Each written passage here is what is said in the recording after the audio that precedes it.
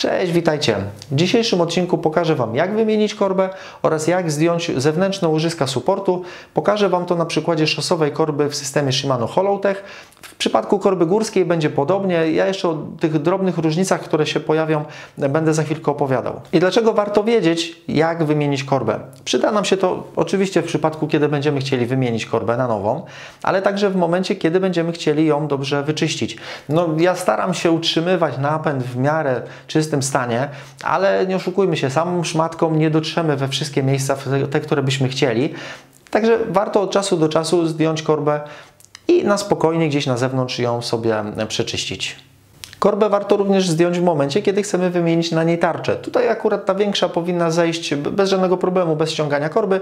Ta mniejsza już chyba nie zejdzie, ale wygodniej jest to zrobić gdzieś na stole, a nie grzebać sobie tutaj przy rowerze. Do zdjęcia korby będzie nam potrzebny klucz imbusowy numer 5 oraz taki specjalny kluczyk plastikowy do odkręcenia tutaj tej nakrętki. Wiem, że tę nakrętkę można kombinować, odkręcać jakimiś większymi śrubokrętami. Nie polecam. Taki kluczyk kosztuje kilka złotych, a mamy gwarancję, że niczego w rowerze nie uszkodzimy. Jeżeli chodzi o łożyska suportu, tutaj potrzebny jest taki specjalny wielowypustowy klucz do suportu. Również znam historię, że ktoś opowiadał, że przez szmatę jakąś żabką odkręcał te łożyska. Powiem Wam tak, nie warto oszczędzać, te klucze nie są jakieś szczególnie drogie. Wystarczą na bardzo, bardzo długo, a samą żabką takie łożysko można, czy obudowę łożyska można uszkodzić. I zabieram się za zdejmowanie korby. Tutaj na lewym ramieniu znajdują się dwie śruby imbusowe. Na początek trochę je poluzuję z jednej i z drugiej strony.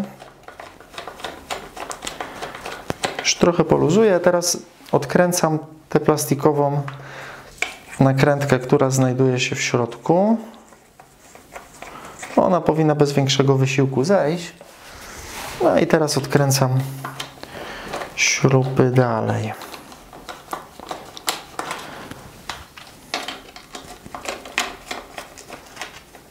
Wykręcę je już do końca. I po wyjęciu tych śrub powinno ramię zejść. Jeżeli nie będzie szło, można lekko gumowym młotkiem się wspomóc. I tutaj bardzo ważna sprawa. W środku, tutaj w tym ramieniu jest jeszcze taka plastikowa podkładka. Troszeczkę brudna. Taka plastikowa podkładka. Warto jej nie zgubić, bo będzie nam potrzebna dalej do montażu.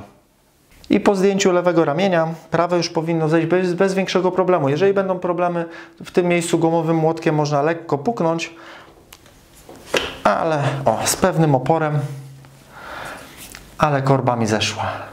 Cały system mocowania korby opiera się na wielowypuście. Tutaj mam ośkę od korby i z drugiej strony na lewym ramieniu też znajdziemy w środku wielowypust. Bardzo fajny system, ponieważ trzyma się to naprawdę solidnie, a z drugiej strony, jak widzieliście, nie potrzeba aż tak dużej siły, żeby taką korbę zdjąć. I zabieram się za odkręcanie suportu. Mamy tutaj dwa systemy gwintów. Angielski BSA oraz włoski ITA. Różnią się kierunkiem gwintowania. I jeżeli chodzi o gwinty angielskie, stosuje się je w ramach, które mają mufę suportową tutaj od spodu mierzoną 68 bądź 73 mm. Gwint włoski natomiast, kiedy mamy mufę suportową 70 mm. Gwint BSA oznaczany jest również symbolem 1,37 razy 24, natomiast gwint włoski 36 razy 24. I warto o tym pamiętać, te gwinty nie są wymienne ze sobą, także jeżeli mamy gwint BSA, to tylko taki możemy tutaj suport zastosować. I przyjmuje się, że gwinty te ITA 70 mm są stosowane w rowerach szosowych i powiem Wam szczerze, jestem bardzo zdziwiony. Dobrze, że to sprawdziłem, że tutaj suport, który mam, jest w systemie BSA, ma 68 mm mufa i gwint odkręca się inaczej niż gwint ITA. Jak to wygląda? Jeżeli chodzi o gwint włoski, to jego odkręcamy z obu stron przeciwnie do ruchu wskazówek zegara. Natomiast jeżeli chodzi o gwint angielski, gwint BSA, wygląda to tak, że ten od lewej strony odkręcamy przeciwnie do ruchu wskazówek zegara. Trzeba tu klucz dobrze założyć, żeby się nie zsuwał. przeciwnie do ruchu wskazówek zegara. Dobrze, ja to sobie za chwilkę odkręcę do końca. Natomiast od strony napędowej odkręcamy go zgodnie z ruchem wskazówek zegara. Można to też zapamiętać w ten sposób, że kiedy klucz włożymy, będzie się skierowany do góry, wtedy odkręcamy do przodu, kierując klucz w stronę przedniego koła.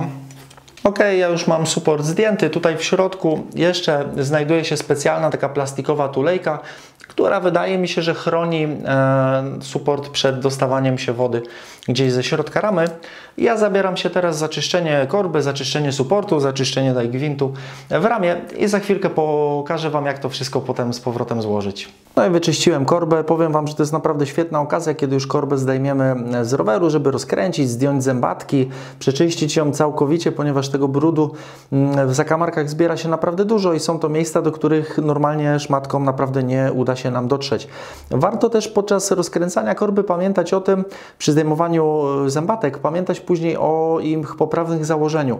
Można założyć je w różnych kierunkach, tutaj nie było z tym problemu, ale tylko w jednym kierunku było to poprawnie zrobione. Tutaj akurat w mojej korbie na dużej tarczy jest specjalny ząbek, taka wypustka, którą trzeba ułożyć wzdłuż korby, a na małej tarczy była specjalna strzałeczka oznaczona, która też pokazywała nam kierunek, w którym ta tarcza powinna być przyłożona. Jeżeli nie jesteście pewni, warto sobie ściągnąć z internetu instrukcję montażu taką pasującą do Waszej korby i zerknąć tak, żeby później nie było żadnego problemu przy zmienianiu przełożeń, bo to chodzi o układ później zębów na tarczy, żeby był dopasowany do tego tak, żeby łańcuch dobrze prasował. I zabieram się za montaż suportu. Tutaj warto zwrócić uwagę na to, że jest prawy i lewy. Tutaj też nie wkręcimy tego w innym kierunku, także trzeba na obudowie zerknąć sobie, czy właśnie jest tutaj literka R czy L.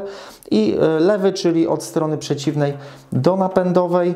Mam tutaj strzałeczkę, która pokazuje mi, żeby zgodnie z ruchem wskazówek zegara wkręcać i tak właśnie robimy w przypadku gwintu BSA, czyli tutaj z lewej strony wkręcam zgodnie z ruchem wskazówek zegara. Za chwilkę to dociągnę kluczem. Natomiast z drugiej strony, od strony napędowej, w przypadku gwintu BSA wkładamy tulejkę, która się później połączy z tamtym supportem i tutaj kręcimy przeciwnie do wskazówek zegara. Ja wcześniej już posmarowałem, wyczyściłem oczywiście i przesmarowałem gwinty w ramię z tego względu, żeby lepiej się wkręcało, ale też żeby później się nie zapiekały te gwinty. Troszeczkę smaru można dać na gwinty. Dobrze, tu już ręką ciężej wchodzi, zaraz dokończę kluczem. I zapomniałem jeszcze o jednej rzeczy. Kiedy zakładacie suport, bardzo ważną sprawą jest to, żeby pamiętać o podkładkach. Znaczy, jeżeli macie korbę szosową, podkładki nie są potrzebne. Natomiast jeżeli mamy korbę górską czy trekkingową, wtedy z prawej strony, jeżeli mufa ma 68 mm, z prawej strony wkładamy dwie podkładki po 2,5 mm, z lewej strony jedną taką podkładkę. Natomiast jeżeli macie mufę szerszą, 73 mm, wtedy z prawej strony wkładamy tylko jedną taką podkładeczkę. I zabieram się za montaż korby. Najpierw pokażę Wam tutaj na tym ramieniu przeciwległym do napędowego jest taka specjalna podkładka z haczykiem, którą będę wkładał tu od góry. Pokażę Wam tu na zbliżeniu z tego względu, że później nie będzie tego tak widać. I ta część z haczykiem musi być skierowana w stronę zewnętrzną. No i tutaj wkręcę śrubę później. Ona przejdzie przez to jedna śruba, a tu przez ten haczyk przejdzie druga śruba. I zabieram się za montaż, wsuwam korbę tu od strony napędowej, ośkę do suportu. Do samego końca tutaj trzeba ją dobić, dosunąć do samego końca, inaczej tu nie wejdzie nam z drugiej strony. I z drugiej strony zakładam tę część. Ona tutaj wejdzie tylko w jednej pozycji, także nie ma się co martwić, że źle ją założymy, jakoś krzywo.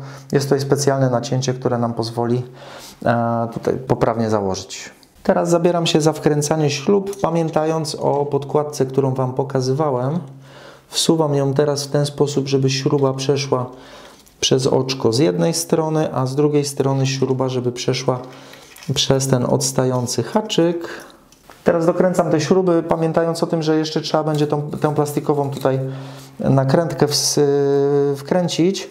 Producent zaleca, żeby dokręcać te dwie śruby równomiernie, znaczy trochę z jednej strony, trochę z drugiej strony, tak żeby nam się to tutaj ładnie ułożyło. No i dobrze, wkręciłem, myślę, że wystarczająco. I teraz tutaj ta plastikowa śruba, wkręcam ją. Ona teoretycznie, z tego co pamiętam, powinno się ją palcami tylko dokręcić. Nie używamy tutaj żadnej siły do tego. Ale spróbuję tu troszeczkę jeszcze poprawić kluczem. Bo palce mi się ślizgają tutaj, o. I bez użycia siły mamy dokręcone. I teraz patrzę jeszcze, czy ta podkładka, o, ładnie tu jest zainstalowana z jednej strony, z drugiej strony. I kończę teraz równomiernie. Na razie nie dokręcam żadnej ze śrub na siłę. Tylko po trochu z jednej, po trochu z drugiej. Tak, żeby nam się tutaj korba dobrze osadziła. Ok. No i spróbuję tu jeszcze grzechotką delikatnie dokręcić. Nie musi być to naprawdę jakoś bardzo mocno przykręcone. Solidnie i to wystarczy. No i korba zamontowana. Ja już korbę mam wymienioną, kręci się naprawdę lekko. To, że się zatrzymuje dość szybko, tutaj nie ma się czym przejmować, tak w systemie Shimano to wygląda. Warto od czasu do czasu rozebrać korbę, wyczyścić. Zajęło mi to naprawdę sporo czasu, żeby wyczyścić ją w każdym zakamarku, ale warto to zrobić z tego względu, że napęd odwdzięczy nam się dłuższą, bezawaryjną pracą. Ja zapraszam Was na kolejne odcinki. Już niedługo będzie o regulacji przerzutki tylnej, regulacji przerzutki przedniej, o tym, jak wymienić przerzutkę. Także będę starał się przygotowywać więcej takich technicznych poradników, a tymczasem dziękuję Wam za oglądanie. Trzymajcie się, hej!